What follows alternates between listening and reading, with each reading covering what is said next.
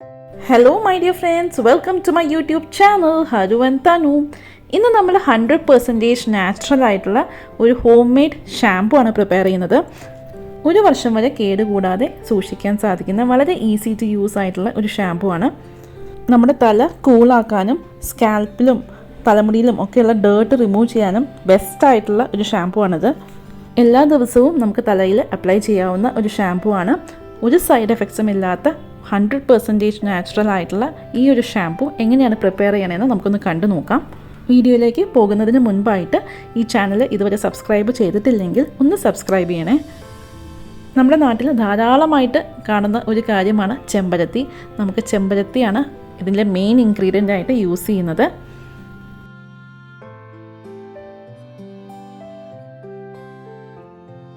നമ്മൾ ചെമ്പരത്തി മുറിച്ചെടുത്തിട്ടുണ്ട്. അതിൻ്റെ ഇലയും തണ്ടും പൂവും എല്ലാം ഉണ്ട്. ഇനി ഇതുപോലെ തന്നെ നമ്മൾ വെയിലത്ത് കൊണ്ടുപോയി ഉണക്കാനായിട്ട് വയ്ക്കും. ഉണങ്ങിയതിന് ശേഷം നമുക്ക് ഇല മാറ്റിയെടുക്കാം. ഒരു 2-3 ദിവസത്തിനുള്ളിൽ നന്നായിട്ട് ഉണങ്ങി കിട്ടും. നല്ല വെയിലുള്ള സമയമാണെങ്കിൽ 2-3 ദിവസം മതിയാകും. നമുക്ക് ചെമ്പരത്തി ഇല ഉണക്കാനായിട്ട് വെയിലത്ത് വയ്ക്കാം. നല്ല വെയിലുള്ള ഒരു സ്ഥലത്ത് കൊണ്ടുപോയി വെച്ചാൽ മതി. പെട്ടെന്ന് തന്നെ ഉണങ്ങി കിട്ടും. പെട്ടെന്ന് 2-3 ദിവസത്തിനുള്ളിൽ ഉണങ്ങി കിട്ടും. ഇന്നിപ്പോൾ ചെമ്പരത്തിയുടെ ഇല ഉണക്കാനായിട്ട് തുടങ്ങിയിട്ട് 3 ദിവസമായിട്ടുണ്ട്. അപ്പോൾ ഇത് ഇലയൊക്കെ നന്നായിട്ട് ഉണങ്ങി വന്നിട്ടുണ്ട്. പൂവും ഉണങ്ങിയിട്ടുണ്ട്. ഇന്നും കൂടെ വെയിലത്ത് വയ്ക്കാം. അതിന് ശേഷം നമുക്ക് ബാക്കി ചെയ്യാം.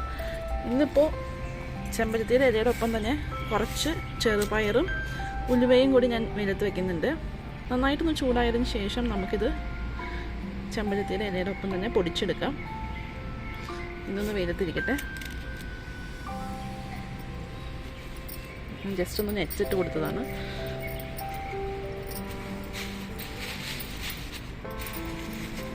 ഇവിടെ ഇരിക്കട്ടെ. ഇന്ന് വൈകുന്നേരം നമുക്ക് ഇതൊക്കെ പൊടിക്കാം. ചെമ്പരത്തിയുടെ ഇല പൂവൊക്കെ ഇത് നന്നായിട്ട് ഉണങ്ങി. സൗണ്ട് കേട്ടോ, ഉണങ്ങിയിട്ടുണ്ട് നന്നായിട്ട്. ഇനി നമുക്ക് ഇത് പൊടിച്ചെടുക്കാം.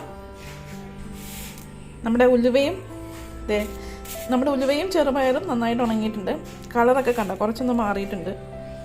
നമ്മുടെ കയ്യിൽ ഉലുവ പൊടി അഥവാ ചെറുപയർ പൊടിയൊക്കെ ഉണ്ടെന്നുണ്ടെങ്കിൽ അത് യൂസ് ചെയ്യാവുന്നതാണ്.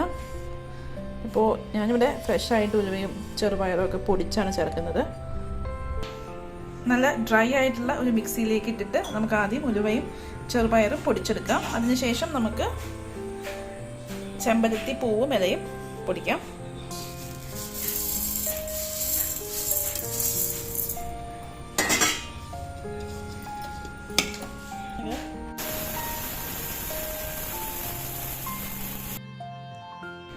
ഇത് ഉലുവയും അതുപോലെ തന്നെ ചെറുപയറും പൊടിച്ചതാണ്.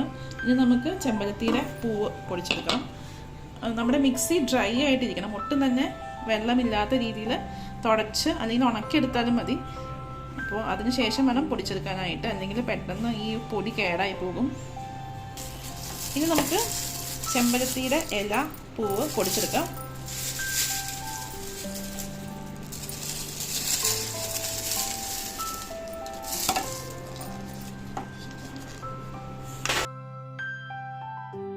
ചെമ്പരത്തിയുടെ ഇലയും പൂവും പൊടിച്ചതാണിത്. പൊടിയാത്ത കഷ്ണങ്ങൾ പിന്നെ നമുക്ക് ഒരു പ്രാവശ്യം ആയിട്ട് പൊടിക്കാം. ഇതേ കണ്ടോ, നല്ല നന്നായിട്ട് പൊടിഞ്ഞിട്ടുണ്ട്. ഇനി നമുക്കിത് ഈ ചെറുപയറും ഉലുവയും പൊടിച്ചതിനൊപ്പം തന്നെ ചേർത്ത് കൊടുക്കാം. ഇനി നമുക്ക് ഇതൊന്ന് അരിച്ചെടുക്കാം. ഒരു അരിപ്പയിലൂടെ നമുക്കിതിട്ട് ഇതിൻ്റെ ഇങ്ങനത്തെ നാരും ഒക്കെ കളഞ്ഞിട്ട് നല്ല ഫൈൻ പൊടിയായിട്ട് എടുക്കണം. അതിനായിട്ട് നമുക്കൊന്ന് അരിച്ചെടുക്കാം. അരിച്ചില്ല എന്നുണ്ടെങ്കിൽ നമ്മൾ തലയിൽ തേക്കുന്ന സമയത്ത് ഈ പൊടിയൊക്കെ നമ്മുടെ തലമുടിയുടെ ഇടയിൽ ഇങ്ങനെ പറ്റിയിരിക്കും. അപ്പോൾ അത് അവോയ്ഡ് ചെയ്യാനായിട്ടാണ് ഇത് അരിച്ചെടുക്കുന്നത്. നമുക്ക് അരിക്കാം.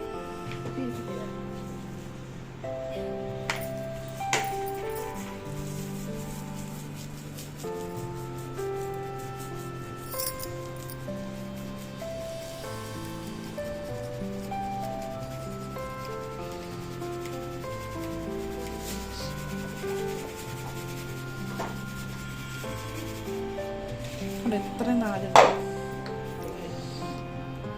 ഇത് ഞങ്ങൾ കഴിഞ്ഞ ദിവസം പൊടിച്ചു വെച്ചതാണ്.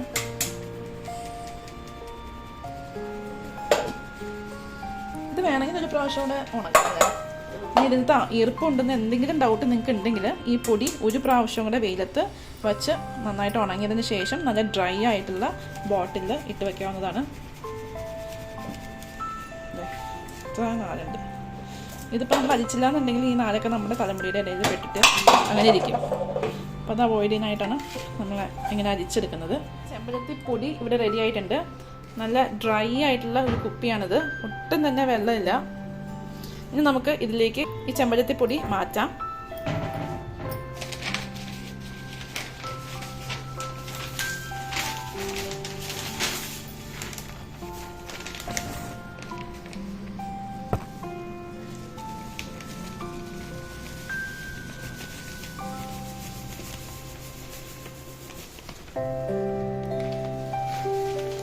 ഇതിപ്പോൾ ഒരു വർഷത്തേക്ക് യൂസ് ചെയ്യാനുള്ള ചെമ്പരത്തി പൊടി ഉണ്ടാകും.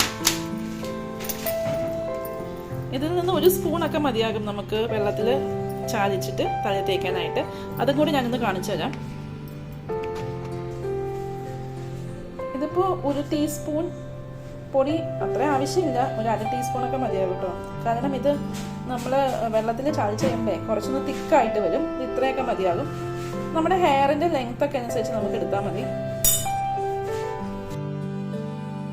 നമ്മുടെ തലയിലെ സ്കാൽപ്പ് നല്ല ക്ലീൻ ആക്കാനും അതുപോലെ തന്നെ തലമുടി നല്ല സോഫ്റ്റ് ആകാനും ഷൈനി ആക്കാനും ഒക്കെ വളരെ നല്ലൊരു ഷാമ്പു ആണ്. ചെമ്പരത്തിയും ചെറുപയറും അതുപോലെ തന്നെ ഉലുവയും ഒക്കെ പണ്ട് തൊട്ടേ ആളുകൾ തലയിൽ തേക്കുന്നതാണ്. നമ്മുടെ തലമുടിക്കൊക്കെ നല്ലതാണ്.